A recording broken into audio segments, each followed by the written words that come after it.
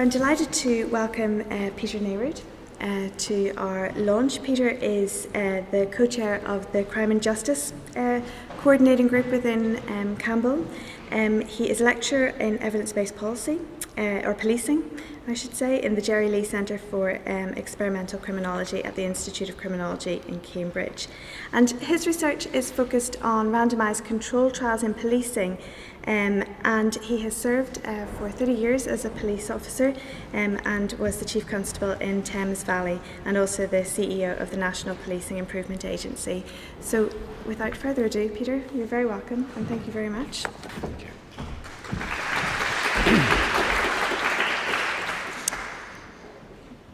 So, to follow Julia's siren warning about the inadequacy of doing reviews badly, I want to talk about when we've done them and done them well, what can we do with them? Because, as Sarah's introduction pointed out, I had 31 years as a practitioner, 10 of them as a Chief Constable, 5 of them actually in the rather interesting role of being one of the principal advisors to a series of Home Secretaries. There are none so deaf as those that don't want to hear.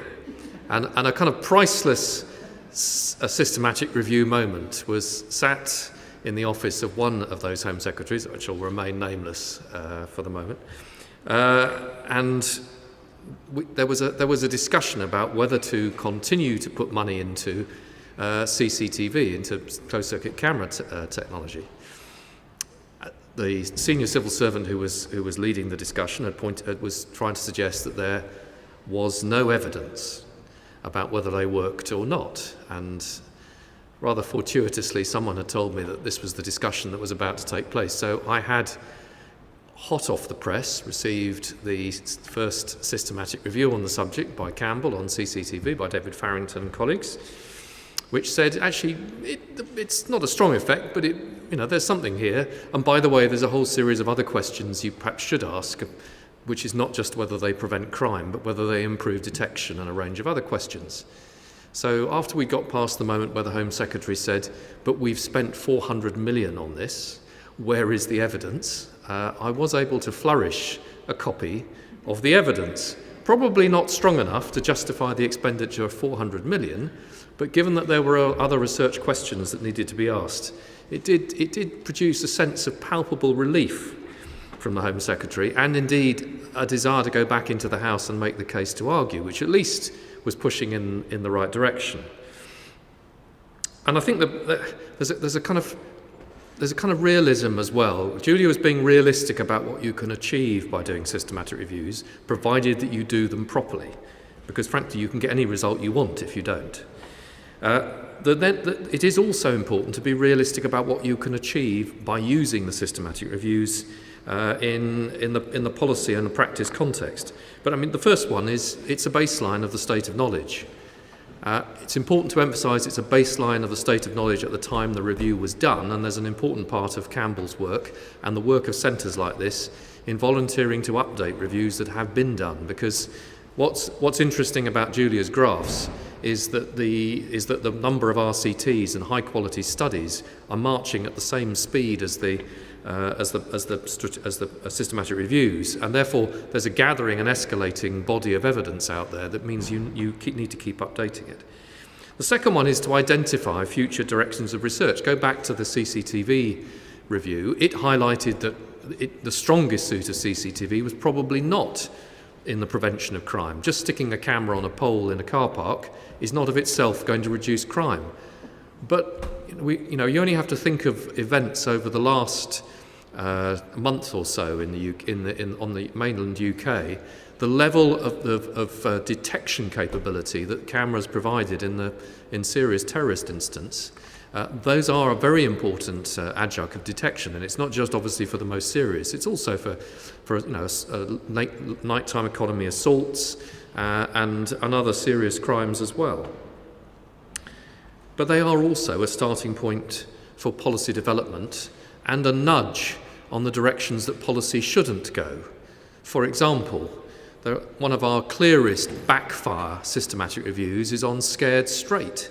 there are still a lot of ill-informed policymakers who think that sticking young people in a prison alongside people who've already made mistakes is a clever way of encouraging them not to make mistakes. The short answer is it's a very, very poor way of making people slightly worse. And that's a damn good reason for having a systematic review deployed in practice.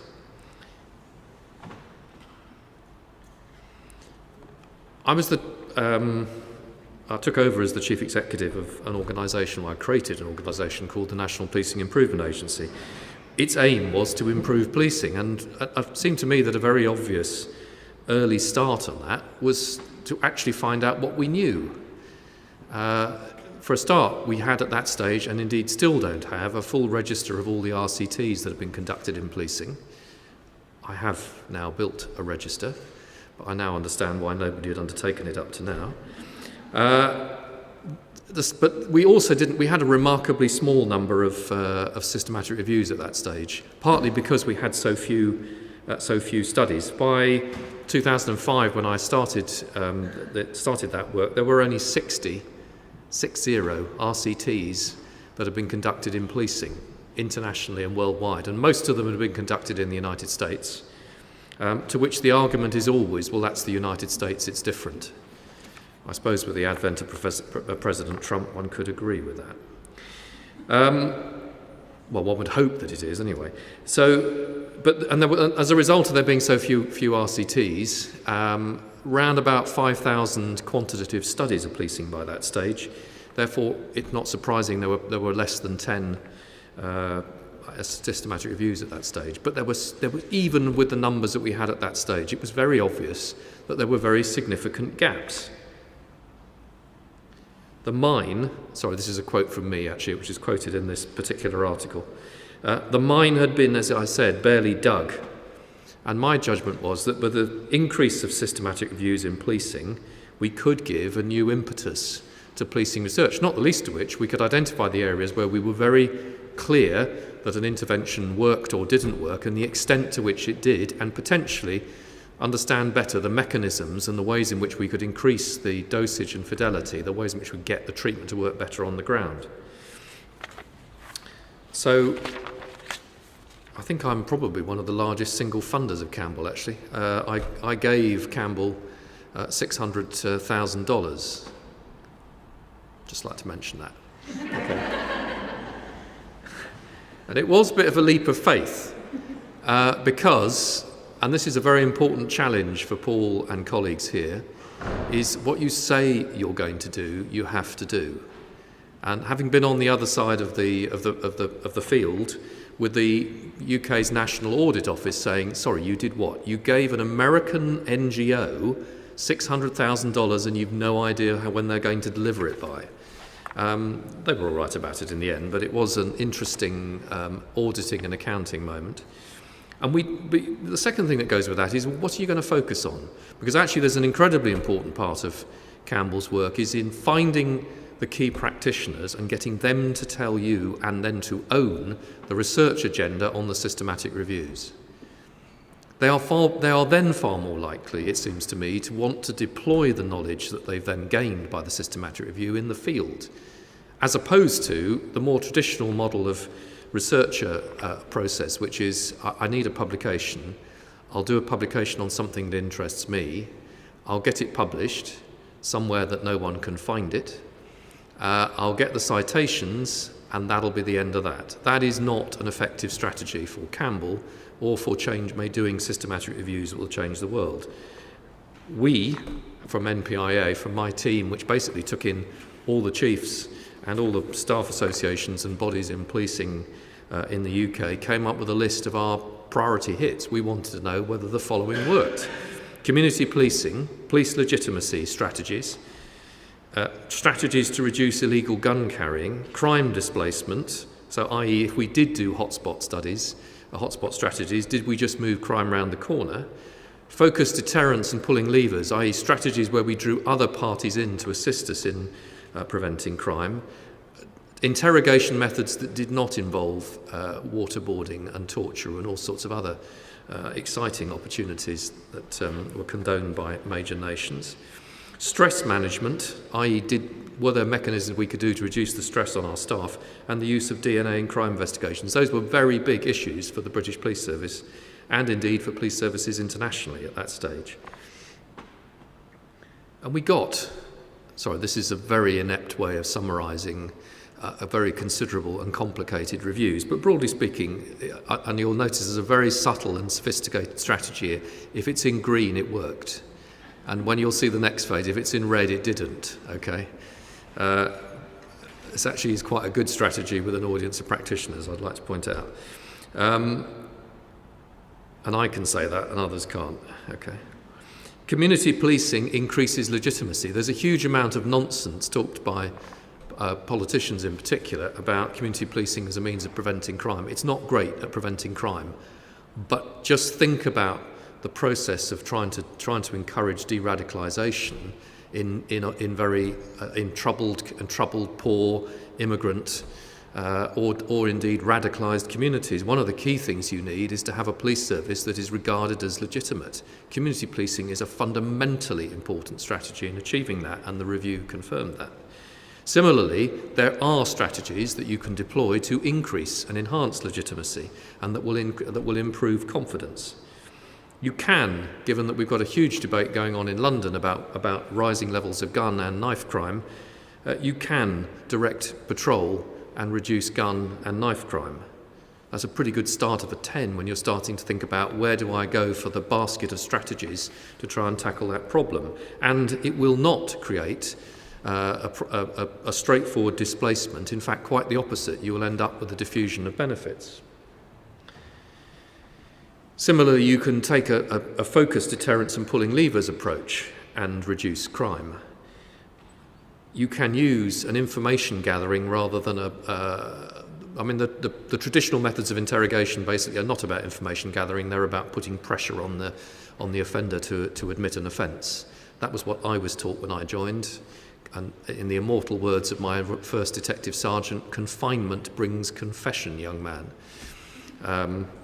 And there obviously were a number of instances of that over here in Northern Ireland. But actually it's not an effective strategy for gathering information and for interview. Similarly, the reason why incidentally stress management approaches don't work in policing is that cops don't trust the management. This is a bit sad, seeing as I was one. But the last one is, what are you going to invest in when you're trying to detect crime? There's one of the strongest effect sizes of any of the systematic reviews is the one on the effectiveness of DNA in volume crime investigation. It is a massively successful strategy for identifying offenders. Now, if we take one of the strategies, this is one of the review that we only partly funded, so I haven't put it on my list there, which is hotspot policing. If you take a review like hotspot policing, and I think it is one of our most important reviews, it's an interesting review because it indicates actually that it's not a particularly strong effect size, but it's there. Doing hotspot policing will reduce crime, and one of the reasons why that it's an important review is you have to dig in quite carefully and really understand what's going on here. One of the real lessons of the really good systematic reviews is they are very, very precise. This is not about wishy-washy thinking, it's about being very precise. And the same way that you'll be precise about the dosage and the delivery of medicines in a Cochrane review, you need to be precise about the way you deliver these interventions. And the hotspot review is precise. We are talking about police deployment to very, very, very small areas, micro places, for a very specific lengths of time and with specific strategies and interventions attached. And only there do you get the effect. Now, the obvious response to that is, well, that's fine. You'd go into a large American city with a grid structure. That's easy. You can identify the micro places because they're the crossroads or the blocks. But actually, crossroads is a better analogy. And that's easy because in a grid system, you can get very straightforward 360-degree observation, and you can deploy cops on those dots, in the immortal words of Bill Bratton, and you can have that effect, and that's straightforward. But you go to a community like the UK where the street structure was identified by the Romans and then bowdlerised by the Saxons and then added to with medieval buildings, and you can't see round corners, so it doesn't work.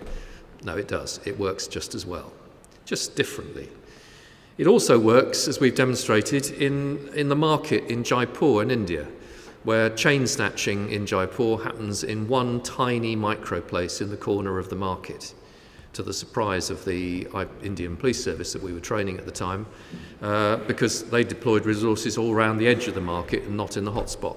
So a hotspot is a hotspot. Actually, in Jaipur, it's a very hot spot because it's about 45 degrees. But the hotspot is a hotspot wherever you are. And it's also a hotspot if you happen to be in Trinidad and Tobago. Trinidad and Tobago has had one of the highest levels of gun-related homicide of any community in the world. As colleagues from Trinidad and Tobago would just like to point out, that is Trinidad and not Tobago, okay? Tobago is the smaller island and apparently it's safe, but Trinidad is most definitely a difficult community. It's actually pretty safe where the tourists go, but the area where the tourists aren't has got a very high, and that level has risen as, for example, the regime in Venezuela has collapsed, and as the drug routes have shifted up through the Caribbean islands, their problems have escalated. Every dot on that map is a death. Just thought I'd let that lie in the room. This is a very, very serious enterprise, systematic reviewing. This is genuinely about saving lives. What Commissioner Williams, I'm very proud to say is one of my students, did was he took the hotspot review and he used it, together with support from my university, to focus on the homicides. It's not as straightforward as doing this in a developed country. The police force in Trinidad and Tobago lacked a lot of the equipment. Actually, frankly, some of the cops lacked the courage to do what they were being asked to do because of the level of gunfire that was taking place in location. So implementation can be a serious problem. And there was another hotspot study that was done in one of the major cities in Venezuela, and that produced an even more bizarre result, which is that a third of the Venezuelan cops didn't actually exist, because they were an artifact of other Venezuelan cops seeking to enhance their salaries. So each cop meant two salaries. And then there was the third who never actually bothered to turn up. They did exist, but they just collected their paychecks. So unsurprisingly, the dosage in the hotspots was a third of what they expected. But these things are sent to challenge you. Implementation is important. But the main thing to point out here is you can take the lessons that have been developed in the developing world and you can apply them, in the developed world, and you can apply them in the developing world, but you definitely need to test them on the ground. The systematic review is your starting point. I think this will work because, and this is how it will work, and this is the extent to which it will work, but by the way, the implementation challenges are different.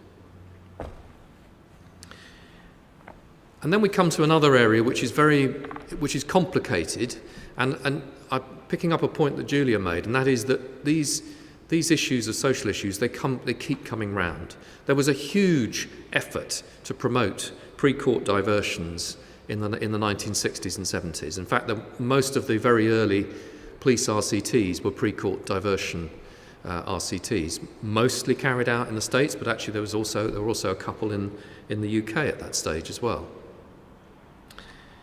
We know that formally processing, from one of our systematic reviews, formally processing youngsters in the juvenile court is a significant backfire.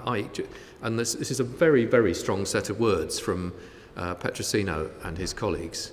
Basically, on every measure, it was not a means of reducing crime and future delinquency.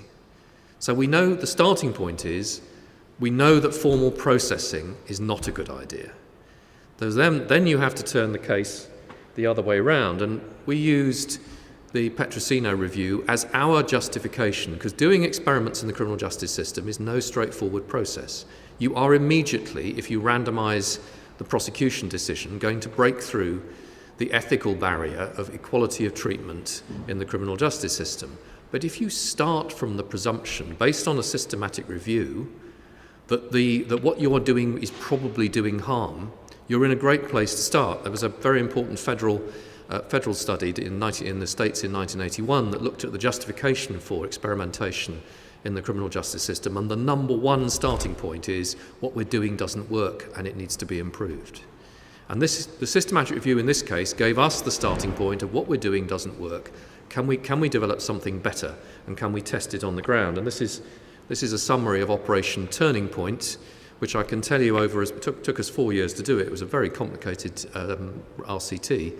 But Turning Point demonstrated that by taking a tailored treatment to not just youngsters actually, but also to adults, taking a tailored treatment, we could reduce harm, reduce cost, and improve victim satisfaction.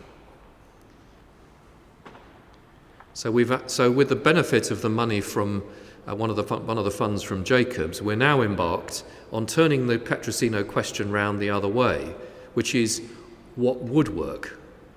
So if we take all the pre-court diversion work that's been done, and it's developed quite a lot since the Petrosino study, what does work? Because if formal processing doesn't work, logically, some form of tailored programs pre-court will work better than taking people to court. And if you look at the context within England and Wales, in fact in the broader United Kingdom, of very stretched budgets and a desire to reduce the budgets in criminal justice and to prevent crime at the same time, this is a good place to start. And actually Julia's point about the train moves slowly, this train has moved so slowly, it's like Southern Rail for those of us that understand a British context.